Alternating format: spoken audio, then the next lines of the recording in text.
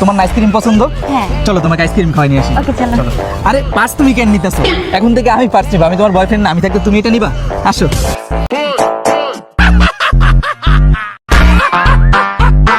এই, একটু ফোনটা ধরো তো, জুতার লেজ ছুটে গেছে। বাবা তোমার একটা কল আসছে কিন্তু দেখা যাচ্ছে না। আরে তোমার লক হচ্ছে 2224, চেক করো। ও, আসো তোমাকে নিয়ে একটা সেলফি তুলি।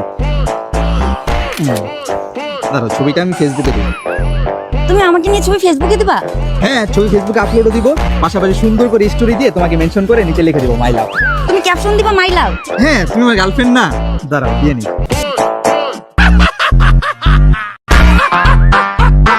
এই জায়গার লোকেশনটা না অনেক সুন্দর, তুমি একটা কাজ করো, তুমি দাঁড়াও, আমি তোমার কয়েকটা ছবি তুলে দিই। তুমি নিজে থেকে আমার ছবি তুলে দিতে যাচ্ছ? হ্যাঁ, লোকেশনটা সুন্দর, আমি তো ছবি তুলে দিব না? কে?